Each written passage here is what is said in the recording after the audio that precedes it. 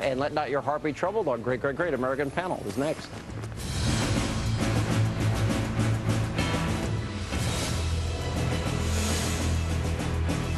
And tonight on our great, great American panel is the author of the brand new political thriller, Manifest Destiny. Republican strategist Rick Robinson is here, and he brought me a football. Where's the Oh, here's yours. Which one's that? Eastern Kentucky University. Come on, go Big E. go. The Colonels. Yeah. There we go. All right, I'm going to see how it throws. Ready? Touchdown, right there. And she's the Washington columnist for Fortune magazine, Fox News contributor Nina Easton here. And he is a nationally syndicated radio rock star talk show host, Fox News contributor, a good friend of mine, Mike Gallagher. Guys, good to see you all. Hey, Sean. No reasonable person can fathom how a mother wouldn't call the police after 31 days. I think you and I talked about it a minute ago. I think the one thing that happened in this case was a decision made by the prosecutors in the very beginning, when they sat down and they went for a capital murder case on circumstantial evidence. I think the jurors, when you said they went into the jury room and sat back and decided what they were going to do, they were not going to send somebody to their death on circumstantial evidence. And I think that affected the whole outcome of the case. They were given, I listened to the judge's instructions. You listen to where the burden of proof lies. It is with the prosecution, what the standard reasonable doubt is. And then I listened to Jose Baez and his partner, and they laid out their closing arguments.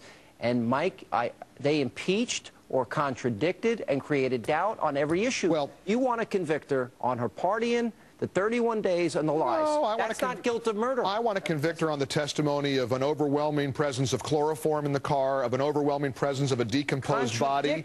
How does a decomposed body make her guilty?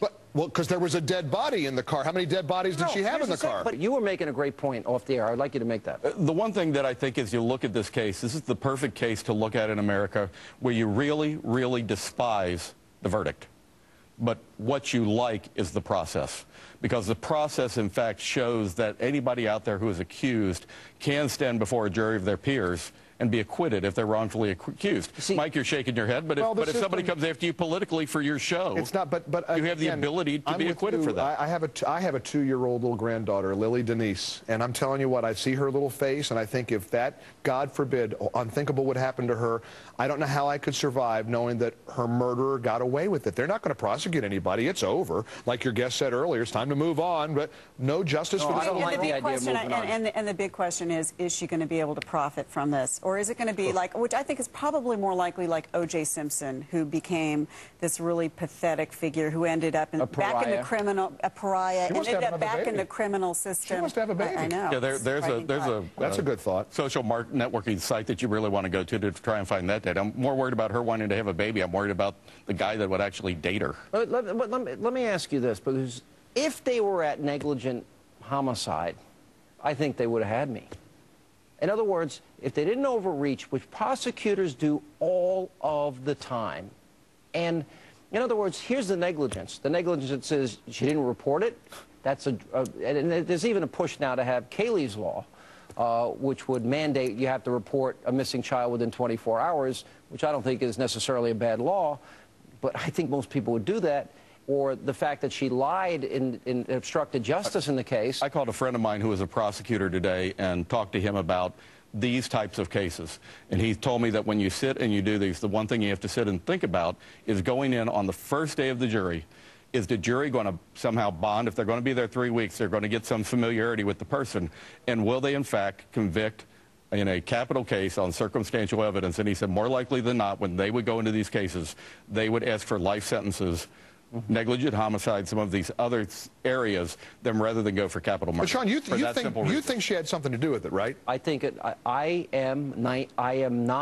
did not reach that standard, which I think is high. Right. Not beyond any doubt. Right. A reasonable doubt. The rule of law is what we have to worry about at the end of the day. We can hate this verdict. And we do. And we do. Broke. And we do. But we have to still rely on the rule of law. Mike, it may be broke at times, but it's still the best system Mike, that we have. it's not broke, it's imperfect. Well, yeah, and those imperfections lead people to get away with murder. Sometimes, but can you think of a better system?